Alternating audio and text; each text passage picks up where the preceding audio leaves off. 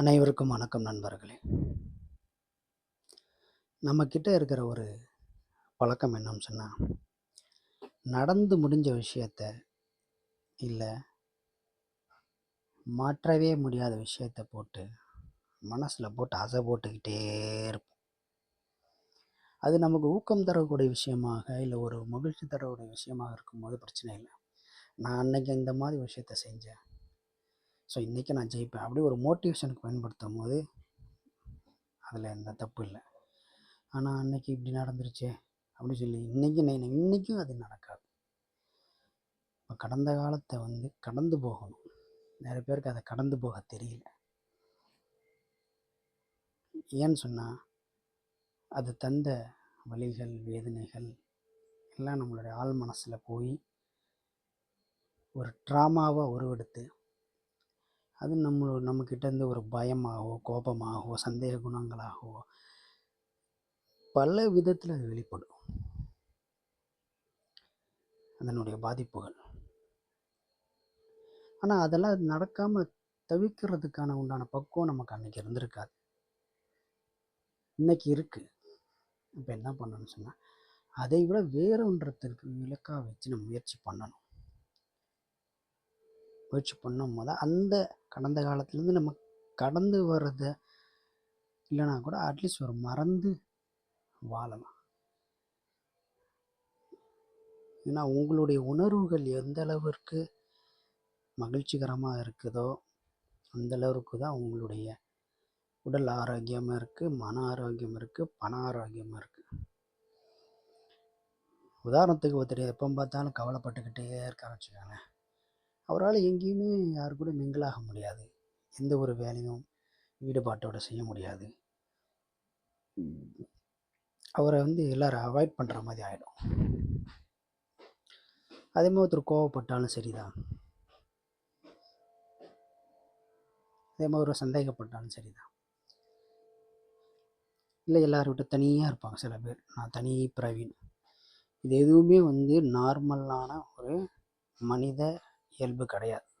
ஒரு மனித நண்பன் எல்லாத்துலேயும் கலந்துக்கணும், சந்தோஷம், துக்கம், மகிழ்ச்சி எல்லாமே வரணும். ஆனால் எல்லாமே ஒரு அளவோட வரும்.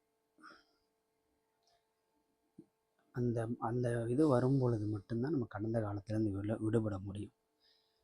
கடந்த காலம் என்பது ஒவ்வொருத்தருக்கும் ஒவ்வொரு மாதிரியான தாக்கத்தை ஏற்படுத்தும். ஒருத்தர் கடந்த காலம் சொன்னாலே அவர் மகிழ்ச்சி ஆகிடுவார். நாங்களாம் அந்த காலத்தில் எப்படி இருந்தோம் தெரியுமா? ஒரு சிலர் கடந்த காலம் அதே கடந்த காலத்தை ஏன் கேட்குறீங்க? ஐயோ, அது ஒரு இது ஒரு கொடுமைகள் நிறைந்த காலம்னு சொல்லுவாங்க. சிலவர்களுக்கு அது ரொம்பவும் கஷ்டமாக இல்லாமல் ரொம்பவும் மகிழ்ச்சியாக இல்லாமல் ஒரு மிதமாக போகும். சிலவங்களுக்கு சொல்ல முடியாத அளவுக்கு அது போகும். ஆக மொத்த கடந்த காலத்தை நீங்கள் ரசிச்சிங்கன்னா கடந்த காலத்தை நினச்சி பார்க்கலாம். கடந்த காலத்தை நீங்கள் வெறுத்தீங்கன்னா அதுலேருந்து வெளியில் வரணும். அந்த மாதிரியான ஒரு சுச்சுவேஷன்ஸ்லேருந்து நீங்கள் வெளியில் வரணும். காரணம் அது நல்லதில்லை. அதே மகிழ்ச்சியாகவே இருந்தாலும் கூட அதே ரொம்ப நேரம் பண்ணக்கூடாது. ஏன்னா இப்போ உள்ள சூழ்நிலைகள் மாறி இருக்கும். இப்போ உள்ளதுக்கு ஏற்ற மாதிரி தான் நம்ம பண்ணணும். இப்போ கடந்த காலத்தை நாம் விட்டு அழிக்கணும். முதல்ல மனதளவு தயாராகணும். கடந்த காலத்தில் நீங்கள் நல்ல இளமையாக இருக்கலாம், நல்ல கரு முடி நிறைய முடியோடு இருக்கலாம், எப்போவுமே உங்களை சுற்றி ஒரு பட்டாளம் இருக்கலாம். ஆனால் இன்றைக்கி அதெல்லாம் மாறி போச்சு. இப்போ இன்றைக்கி எப்படியோ அதுக்கேற்ற மாதிரி வாழணும். அதே மாதிரி இந்த உலகத்தில் நிலையானது ஒன்று இல்லைன்றத நம்ம எப்போவுமே உணர்த்துறது இந்த கடந்த காலம்தான். ஏன்னா கடந்த காலத்தில் ஒன்று இருந்திருக்கும்.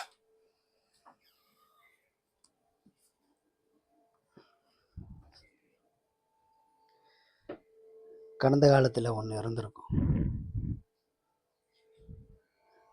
எதுவுமே இல்லைன்னா கூட உங்களுடைய வயசு ஒரு 10 வருஷத்துக்கு முன்னாடி பார்த்தீங்கன்னா, உங்களுக்கு 10 வருஷம் நீங்கள் இளைஞராக இருந்திருப்பீங்க.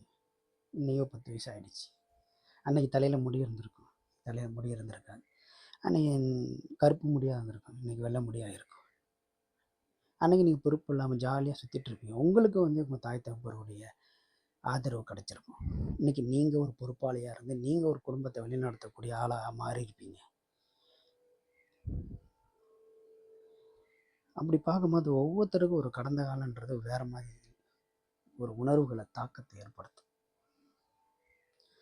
ஆகவே கடந்த காலத்தை நடந்த விஷயங்களை சுவாரஸ்யமாக உள்ள விஷயங்களை மட்டும் நம்ம நினைவு கூறணும். மற்றபடியாக எதிர்மறையாக நடந்த விஷயங்களை நினைவு கூற தேவையில்லை. ஆகவே கடந்த காலத்தை நினைத்து பார்க்கலாம், ஆனால் அதிலேயே நாம் மூழ்கிவிடக்கூடாது.